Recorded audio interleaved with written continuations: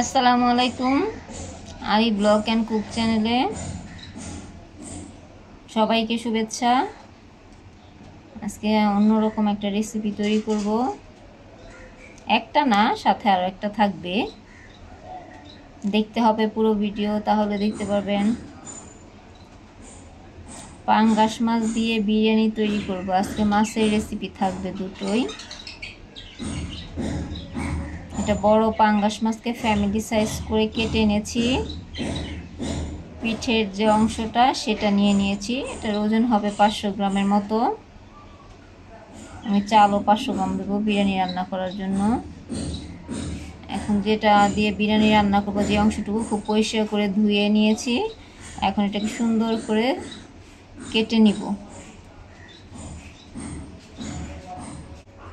মাছটা কেটে নিয়েছি, কিভাবে দেখাচ্ছি।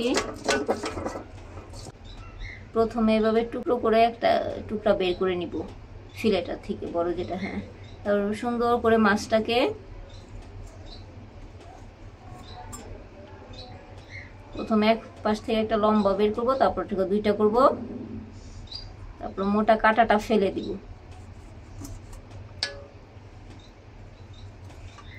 এভাবে একটা টুকরোকে 4টা করে সবগুলো কেটে নিব। মাছগুলো খুব সুন্দর করে কেটে নিয়েছি। কিউব কিউব টুকরো করে। এখন মাছের ভিতরে মাছটা কিছুক্ষণ ম্যারিনেট বলা যায়। মাছটা একেবারে পরিষ্কার করার আগে এটা করে নিলে ভালো হয়, তাহলে আর কি মাছের গন্ধটা আসবে না। এখন আমরা লবণ দিয়ে দিব, 1 চা চামচ পরিমাণ লবণ দিয়ে দিব। তারপরে দিব হলো একটা লেবু, রস আছে এরকম একটা লেবু, একটা বড় পিস দিয়ে, বেশ খানিকটা দিয়ে পুরোটা রস মাছের উপর দিয়ে দিব। এই রসটা দিয়ে যদি আমি মাছটাকে 10 মিনিটের মতো মেখে রাখি, তাহলে কোনো রকম মাছের এটা যে মাছ তার কোনো গন্ধই আসবে না। যারা মাছের গন্ধটা পছন্দ করে না, এরকম লেবু দিয়ে যে কোনো মাছ ম্যারিনেট করে রাখলে সুন্দর, আর কোনো বুঝতেই পারবেন না যে এটা কি।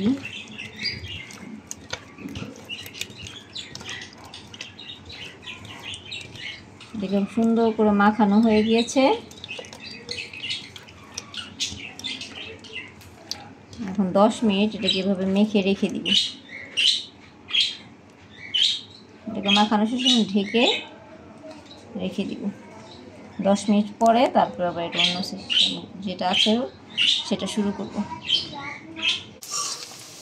বড় বড় 3টা পেঁয়াজ কেটে নিয়েছি। যদি ছোট হয় তাহলে 4টা পেঁয়াজ কুচি করে নেবেন।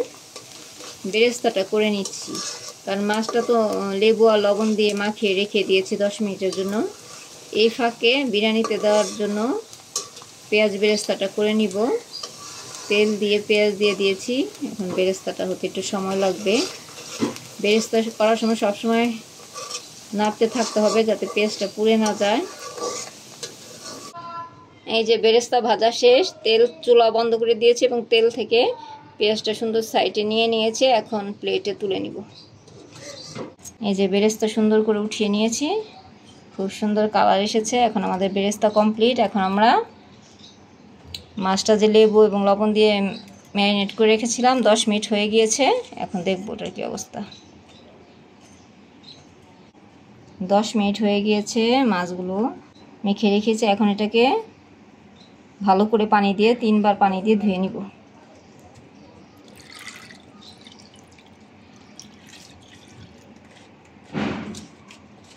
মাছগুলো ভালো করে ধুয়ে নিচ্ছি। 3বার ভালো করে ফ্রেশ করে ধুয়ে নিলাম, যাতে লেবুটা খুব সুন্দরভাবে পরিষ্কার হয়ে যায়। আমাদের মাছ ধোয়া শেষ।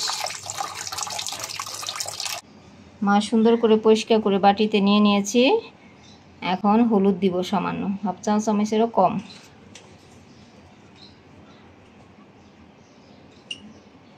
নর্মালি মাছ ভাজতে যা যা লাগে এটা একটু ডিফারেন্ট কিছু লাগবে। মরিচের গুঁড়া দিয়ে দিব সামান্য।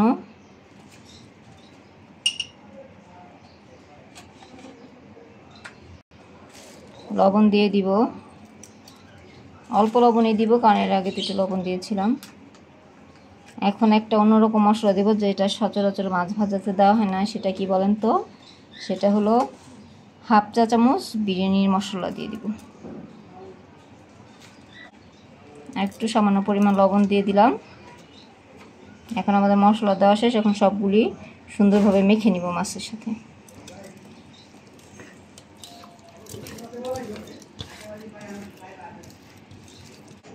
যে মাছ মাখানো শেষ, এখন চুলায় তেল গরম করতে দিব মাছগুলি ভাজার জন্য। চুলায় তেল গরম বসিয়ে দিয়েছি, এখন মাছ ভাজা শুরু করব। মাছগুলো দিয়ে দিয়েছি। এখন একবারে সবগুলি মাছ নিয়ে নিই, অর্ধেক দিয়েছি আগে ভাজবো, বাকিটা আবার ভেজে নেব। আমরা যেরকম মাছ ভাজা খাওয়ার জন্য ভাজি, ওরকম করে ভেজে নিব। মাছ ভাজা হচ্ছে, আর একটু কালার করে নিব, মানে ভাজা মাছ যে একটু লালচে লালচে কালার হয়, এরকম সুন্দর একটা কালার করে নিতে হবে। আমাদের মাছ ভাজা হয়ে গেছে, সবগুলো মাছকে ভেজে নিয়েছি সুন্দর কালার করে, মচমচা করে ভেজে নিতে হবে ক্রিসপি মাছ। কারণ এটাতে তো পরে আরও প্রসেসিং আছে, আরও একটু লাল করে মচমচা করে ভেজে নিলে আরও ভালো হয়। এভাবেই করে নিয়েছি। এখন পরবর্তী স্টেপে চলে যাব। ছোট ছোট আলু আছে না, ওগুলি নিয়ে নিয়েছি সিদ্ধ করে, তারপর আলুটাকে ভেজে নিচ্ছি। এটা শেষে সাজানোর জন্য নিয়েছি আর কি, যাতে দেখতে ভালো লাগে। ছোট ছোট গোল আলু সিদ্ধ করে তারপর তেলে ভেজে নিচ্ছি। হালকা একটু উপরে জাস্ট ভাজা ভাজা, বেশি লাল করে ভাজবো না, হালকা হালকা একটা ভাজার কোটিং আসলেই হয়ে যাবে। আলু ভাজা শেষ। এখন ওই তেলের মধ্যে 2টা পেঁয়াজ কুচি করে দিয়েছি, হালকা বেরেস্তার মতো করে ভেজে নিব। পেঁয়াজটা হালকা একটু লাল করে ভেজে নেওয়া হয়ে গিয়েছে। এখন এখানে 1 টেবিল চামচ যে আদা রসুন বাটা নিয়েছে, 1 টেবিল চামচ, সেটা দিয়ে দিব।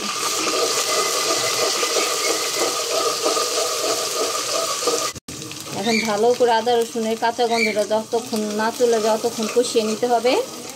আমরা বিরিয়ানি মশলা নিয়েছি 1 প্যাকেট, সেটা কিন্তু রাঁধুনি ছিল। এই যে রাঁধুনির বিরিয়ানি মশলা নিয়েছি 1 প্যাকেট। আদা রসুনটা কষানো হয়ে গেলে, হয়ে গেছে, হয়ে গেলে এখন বিরিয়ানি মশলাটা দিয়ে দিব। 1 টেবিল চামচের মতো রেখে বাকি সবটা দিয়ে দিব।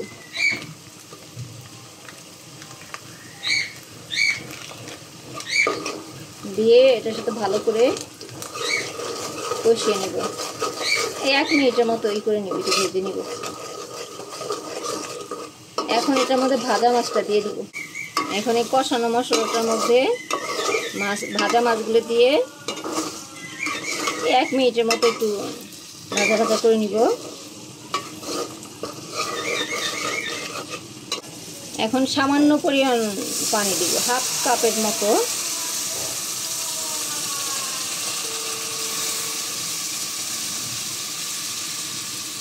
এখন এটাকে একটু নেড়ে দিব।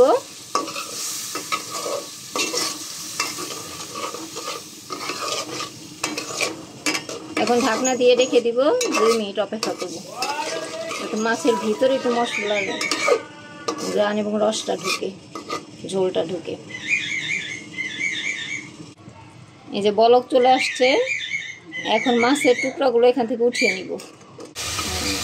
মাছের ঝোলগুলি আস্তে আস্তে শুকিয়েও যাচ্ছে, আর আমরা মাছের টুকরোগুলো উঠিয়ে নিচ্ছি।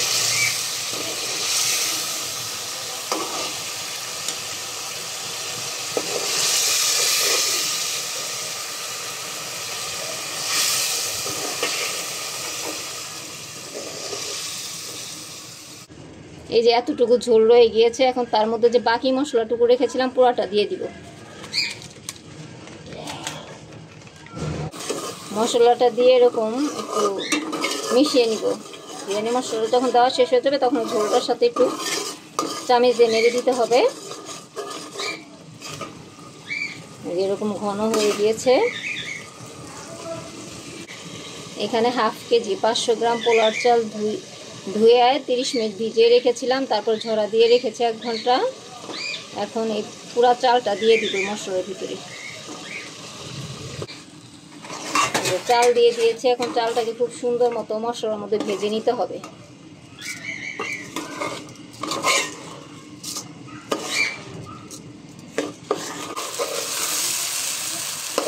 ভালো করে 4-5 মিনিটের মতো ভাজা ভাজা করে নিতে হবে।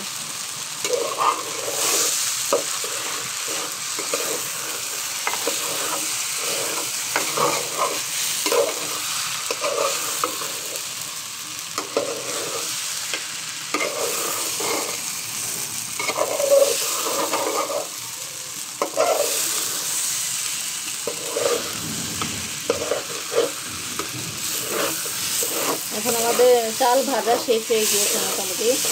যখন দেখা যাবে যে ধরে আসতেছে চালটা, তবে ভাজা শেষ। 500 গ্রাম চাল নিয়েছি, 1 কেজি পানি দিব। আগে 500 গ্রাম দিলাম। 500 গ্রাম চালে 1 লিটার পানি দিয়ে দিয়েছি। এখন লবণ দিব 1 চা চামচ। দেওয়ার পরে সবাই টেস্ট করে দেখবেন, যার যার স্বাদ অনুযায়ী প্রয়োজন হলে আরও সামান্য পরিমাণ লবণ দিয়ে দিবেন।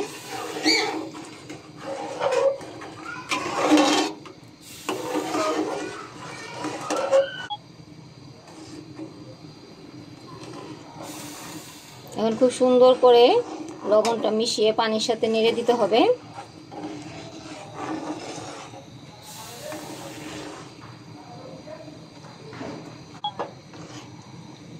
আমি আরও সামান্য একটু লবণ দিয়েছি, দেখেছি লবণ আরও লাগবে, আপনারা আপনাদের পছন্দ মতো দিয়ে নেবেন। এখন এটা ঢেকে দিব। এই যে পানি অনেকটা শুকিয়ে থকথক হয়ে গিয়েছে। 2টা কাঁচামরিচ দিয়ে দিয়েছি। এখন একটু মাছ এবং আলুগুলি দিয়ে দিব। এই যে মাছগুলি সুন্দর মতো ছড়িয়ে দিব। এটা হলো দমে দেওয়ার আগ মুহূর্তে। তারপর আলুগুলি রেখেছিলাম, এখন আলুগুলি সুন্দর মতো ছড়িয়ে দিব। সুন্দর করে চামচ দিয়ে সাজিয়ে সাজিয়ে দিতে হবে।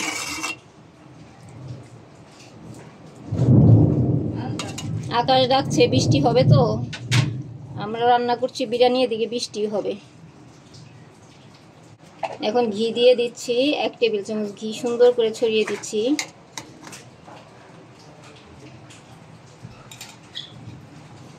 এখন বেরেস্তাগুলি যে ভেজে রেখেছিলাম সেগুলি সুন্দর করে দিয়ে দিব।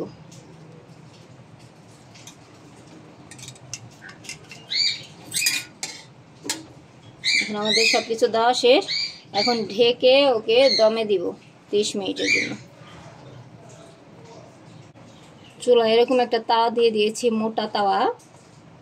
ওটার উপরে পোলাওর যে পাতিলটা সেটা বসিয়ে রাখবো 30 মিনিটের জন্য। একদম অল্প আঁচে দমে দিব। পাতিলটা বসিয়ে দিব, তা হয়ে গিয়েছে। আকাশে বজ্রপাত ডাকছে, বৃষ্টি হবে। এখন আমরা দমে বসিয়ে রাখবো 30 মিনিটের জন্য, আমাদের বিরিয়ানি হয়ে যাবে। এই যে মাছের বিরিয়ানি হয়ে গিয়েছে। আমি 20 মিনিট পরে দেখেছিলাম আমার চাল ফুটে গিয়েছে, এজন্য আমার 30 মিনিট আর রাখার দরকার হয়নি। আমি 20 মিনিট রেখেছিলাম দমে। এই যে আমার সুন্দর মাছের বিরিয়ানি হয়ে গিয়েছে, খুব সুন্দর গ্রান পাচ্ছি। আপনারা রান্না করলে গ্রান পাবেন। যারা মাছ খেতে চায় না তাদেরকে মাছ খাওয়ার খুব সহজ একটা পদ্ধতি, বুঝতেই পারবে না যেটা মাছের বিরিয়ানি একটু কড়া করে ভাজলে। আর পাঙ্গাস মাছ ছাড়া রুই মাছ, বোয়াল মাছ কিংবা বড় তেলাপিয়া মাছ এরকম ফিলে করে নিলে সুন্দর হয়। তবে পাঙ্গাস মাছ আর বোয়াল মাছের কাটা কম থাকে, যার কারণে এই দুটো দিয়ে করলে বেশি সুবিধা হয় খেতে আর কি। বিরিয়ানি তো আমাদের হয়ে গিয়েছে। এখন আমরা বলেছিলাম আরও একটা রেসিপি করব। এখন আমরা সেই রেসিপিতে চলে যাব, সেটাও পাঙ্গাস মাছের রেসিপি। ওকে, বিরিয়ানি ডান। পরে সার্ভ করব যখন, তখন সাজিয়ে আবার দেখাবো। এই যে পাঙ্গাস মাছ কেটে নিয়েছি, এটা পাঙ্গাস মাছের ফিলে তৈরি করব। তবে চামড়াটা এভাবে বটি দিয়ে কেটে নিয়েছি, কারণ চামড়াটা মোটা তো, মেশিনে ব্লেন্ডার মেশিনে দিলে তখন বেজে যাবে। এভাবে ছোট ছোট টুকরা করে নিব বাকি পাঙ্গাস মাছগুলো। আমাদের মাছ তো ফিলে বের করে নিয়েছি, উপরের চামড়া কেটে নিয়েছি। এখন ব্লেন্ডার মেশিন নিতে হবে, তার মধ্যে দিতে হবে ধনে পাতা, তারপর 5 কোয়া রসুন। আমি কিন্তু মাছ নিয়েছি 250 গ্রাম মাছ, 250-300 গ্রাম হবে মাছ। একটা কাঁচামরিচ, ধনে পাতা কুচি আর হলো গিয়ে 4 কোয়া রসুন নিয়েছি, সেগুলো ব্লেন্ডার মেশিনে দিয়ে দিব। আগে রসুন, হ্যাঁ, সব একসাথে দিয়ে দিব।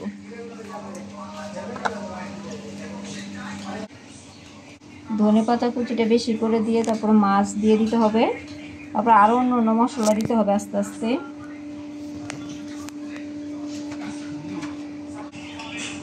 আমরা একটা কাঁচামরিচ দিয়েছি ঝাল কম, এই জন্য আপনাদের মরিচ ঝাল বেশি হলে হাফ দিয়ে, না হাফ চা চামচ গোলমরিচ গুঁড়া দিয়ে দিচ্ছি।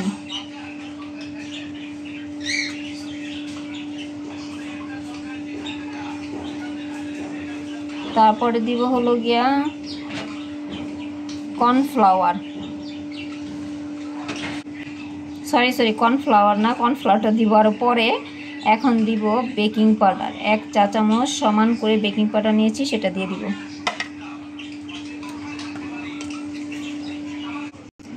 এখন সয়া সস নিয়ে নিচ্ছি, 2 চা চামচ সয়া সস দিব, মানে 1 টেবিল চামচ সয়া সস।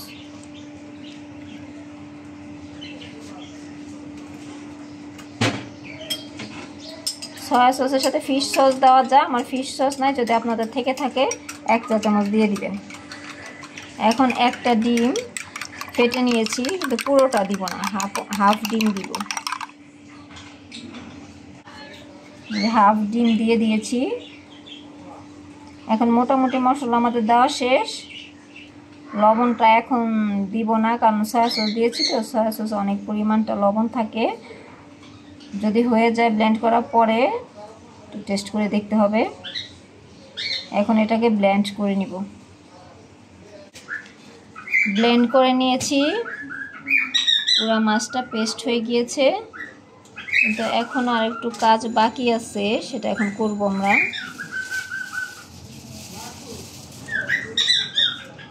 বেশি করে ধনেপাতা দিলে সুন্দর দেখা যায়। এখন এখানে 2 টেবিল চামচ কর্নফ্লাওয়ার দিয়ে নিব, দিয়ে আবার একটু ব্লেন্ড করে নিব। আমাদের 2 টেবিল চামচ কর্নফ্লাওয়ার দেওয়া হয়ে গিয়েছে।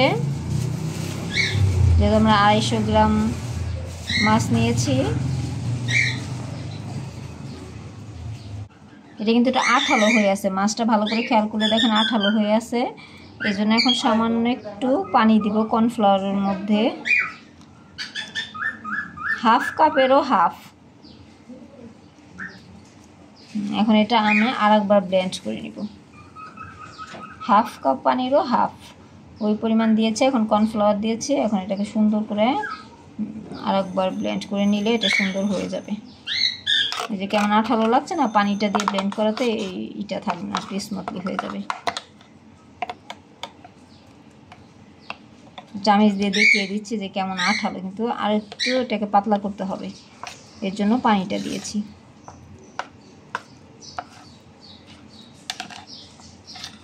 এখন এটাকে ব্লেন্ডারে ব্লেন্ড করে নেব। এই যে পানি এবং কর্নফ্লাওয়ার দিয়ে ব্লেন্ড করার পর আমাদের এই টেক্সচার এসেছে। এখন অনেকটাই স্মুথ হয়ে গেছে, এবং খুব সুন্দর ক্রিমি একটা ভাব চলে আসছে মাছের ভিতরে।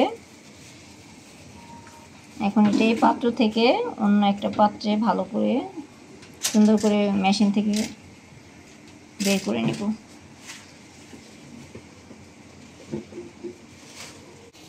আমার কিন্তু পুরোটা ব্লেন্ড করা হয়ে গিয়েছে, আমি দেখিয়েছি। এখন এখানে কড়াইতে গরম পানি দিয়েছি, গরম পানি ফুটে উঠেছে, এটা আমি ব্লেন্ড করার আগে বসিয়ে দিয়েছিলাম। এখন আমার লবণ টেস্ট করার টেকনিকটা হলো এই যে দেখেন, এখানে ছোট্ট একটু মাছের হাত দিয়ে ছেড়ে দিয়েছি।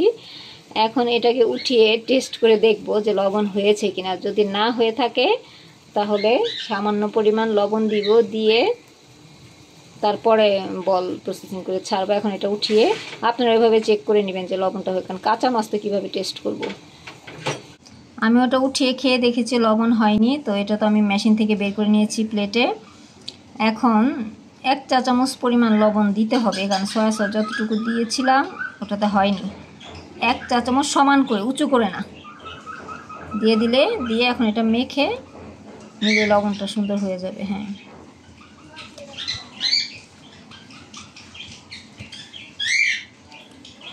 সুন্দর করে এভাবে হাত দিয়ে মেখে নিতে হবে।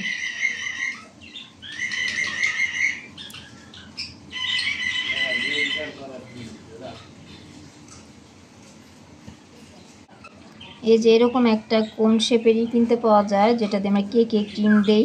কারো বাসায় যদি এটা না থাকে তাহলে যে পলি ব্যাগ কিংবা আমরা যে দুধ আনি ওরকম প্যাকেট নিলেও হবে। এখন এটার ভিতরে পুরো মাছের যে পেস্টটা এটা ভরে নিব। এই যে কোন শীটটাকে এভাবে মানে একটু ভাঁজ করে ছোট করে নিয়েছে। এখন মাছটা ভরবো, সবগুলি একবারে ভরবো না, অল্প অল্প ভরবো, কারণ একবারে বেশি বলে প্রেশার দিলে কোন শীট ফেটে যাবে না। আপনারা যদি পলিথিন নেন, এই যে কোন শীটে ভরে নিচ্ছি।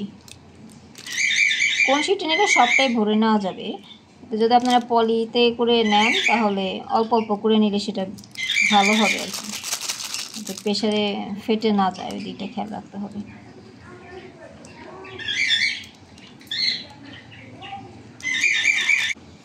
এই যে কোন শীটের ভিতরে পুরাটা আমি মাছের পেস্ট ভরে নিয়েছি। একা না পারলে কাউকে নিয়ে নেবেন সাথে, তাহলে ভরতে সুবিধা হবে। এখন এই যে কোন শীটের মাথা অথবা যদি আপনারা কোনো পলি প্যাকেট, এই যে কোন শীটের যে নিচের অংশ, এটা কেচি দিয়ে এরকম বেশ খানিকটা করে কেটে নিব, যাতে বড় গোল বল বের হয়। এই পরিমাণ কেটে নিব। এটা সব কাজ করার সময় যদি দেখেন যে আর একটু বড় বল বের করবে, তাহলে আর একটু উপরের দিকে কেটে নিয়ে, আমার মনে হয় এতটুকু হলে যতটুকু বল বের হবে সুন্দরই হবে। এখন আমরা কঞ্চিটা সুন্দর করে হাতে উঠিয়ে নিব। গরম পানি দিয়ে রেখেছিলাম, ওখানে নিয়ে ছোট ছোট বল ছেড়ে দিব। কিভাবে দিচ্ছি দেখেন, একটা টুথপিক লাগবে। এভাবে কঞ্চিট অথবা পলিথিন যেটা যে নিয়ে থাকেন, এভাবে আগে মুখটা প্যাঁচ দিয়ে বন্ধ করে দিবেন, তারপরে এভাবে উঠিয়ে নিতে হবে। এই যে এভাবে কোণেরিটা আর একটু আমি উপরে বড় করে কেটে নিয়েছি, এভাবে চামিচ দিয়ে দিয়ে গোল করে দিয়ে দিতে হবে। একটু বেশি করে করে ছোট ছোট করে বল করে দিতে হবে। গরম পানিতে দিয়ে দিলেই ভেসে উঠবে।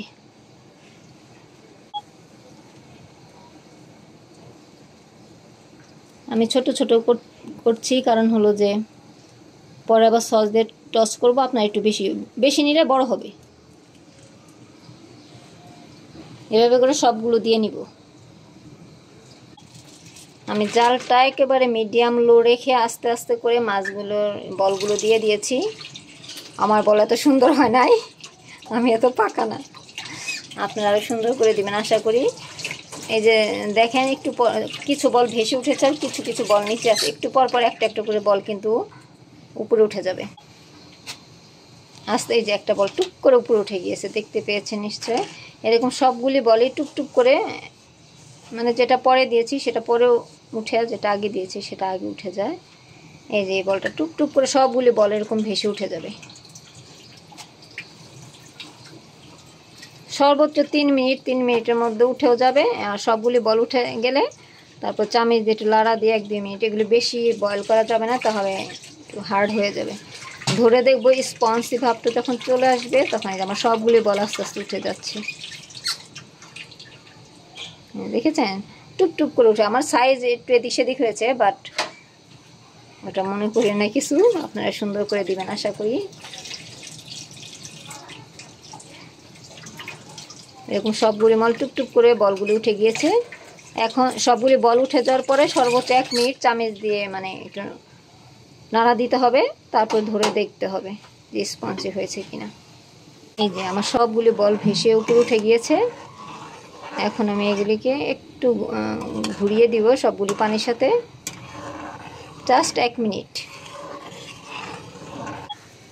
দেখেন আমার বল সিদ্ধ হয়ে 1 মিনিট না, আমি 2 মিনিটের মতো রেখেছি। বলগুলি বেশ বড় বড় ফুলে উঠেছে। এখন আমি বলগুলো উঠিয়ে নিচ্ছি বড় একটা বাটিতে।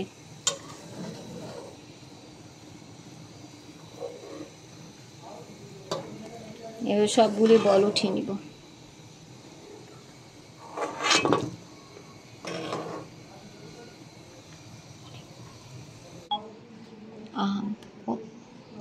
আমাদের সবগুলো বল উঠানো শেষ।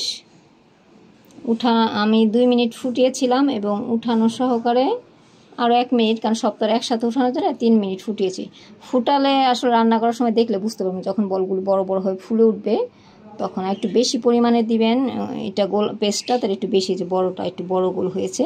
এখন কিন্তু আমাদের কাজ শেষ হয়নি, এটা কিন্তু হয়েছে আমাদের স্টিম সিপির যে বলগুলি হয় সেরকম। এভাবেও খাওয়া যায়, কিন্তু এভাবে খাবো, কিন্তু আমরা আরেকটু এটাকে টস করে নেব, সেটা পরে দেখাচ্ছে। এখন এটাকে উঠিয়ে নিয়েছি, এখন একটু গরম গরম থাকা অবস্থায় কী করতে হবে চলুন দেখে নিই। এটার ভিতরে আমি ফ্রিজের ঠান্ডা পানি 1 বোতল নিয়ে নিয়েছি।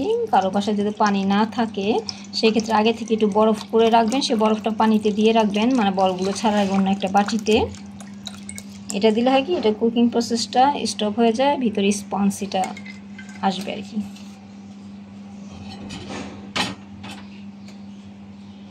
এটা বেশিক্ষণ রাখবো না, পানিতে দিয়ে 4-5 মিনিট রাখলেই হবে। চামচ দিয়ে মিশিয়ে দিতে হবে ঠান্ডা হওয়ার জন্য। আপনারা চাইলে এভাবেও এখন পানি থেকে উঠিয়ে, না যদি কাঁচা খান তাহলে পানিতে দেওয়ার প্রয়োজন, আমি তো এটাকে আরেকবার কুকিং করবো এই জন্য পানিতে দিয়েছি।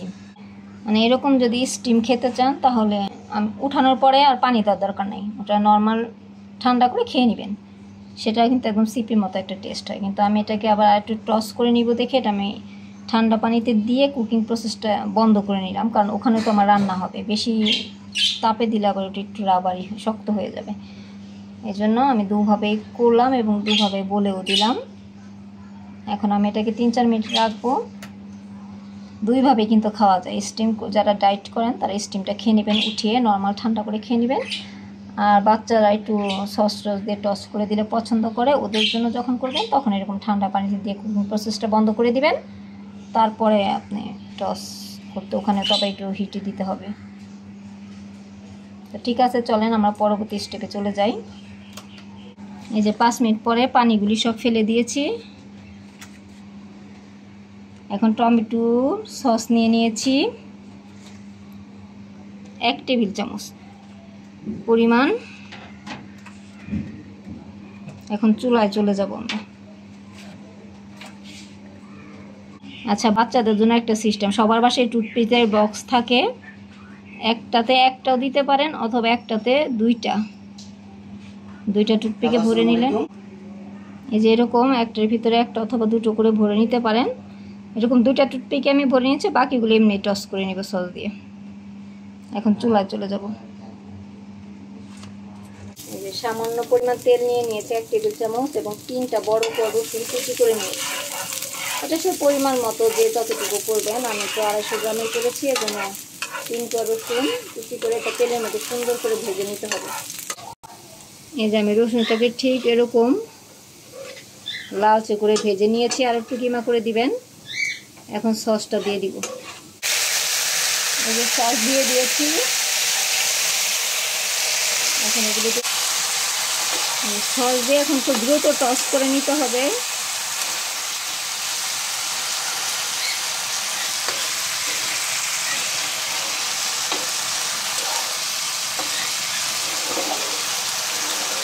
এটা দেওয়াতে একটু এগুলিতে পানি ছিল তো এই জন্য একটু মানে হয়ে আসছে, লিকুইডের মতো হতে একটু নাড়তে নাড়তে শুকিয়ে দিতে হবে পুরো, মানে সসের কালারটাও এটার ভিতরে চলে আসবে, প্লাস আর একটু মানে শুকনো ভাজা ড্রাই হয়ে যাবে। মানে 4 মিনিটের মতো ভেজে নিয়েছি, 4 মিনিটের মতো ভেজে নিয়েছি। এই যে সসের কালারটা চলে আসছে। আপনারা যদি আরও গাঢ় কালার চান তাহলে সস আরও বেশি দিবেন, তো যা যেমন পছন্দ তেমনটাই করবেন। তাহলে আমাদের ফিশ বল রেডি। আমাদের ফিশ বল রেডি, গরম গরম ধোয়া ওঠা ফিশ বল।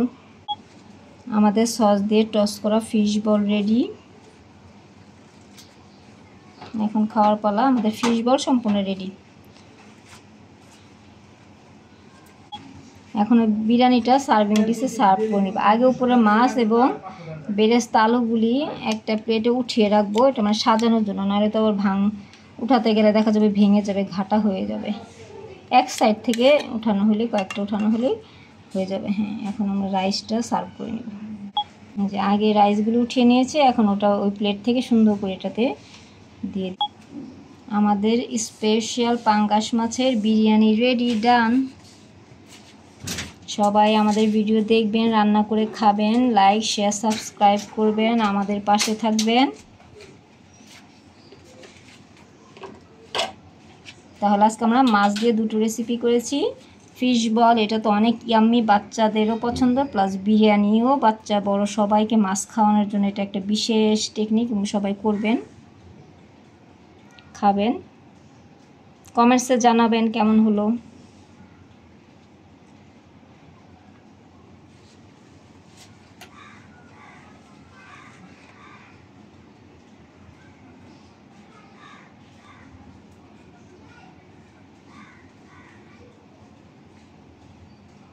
যদি কেউ চান তো ডিম সাথে সাইডে সাজানোর জন্য দিতে পারেন। ওকে, সবাই ভালো থাকবেন, দোয়া করবেন।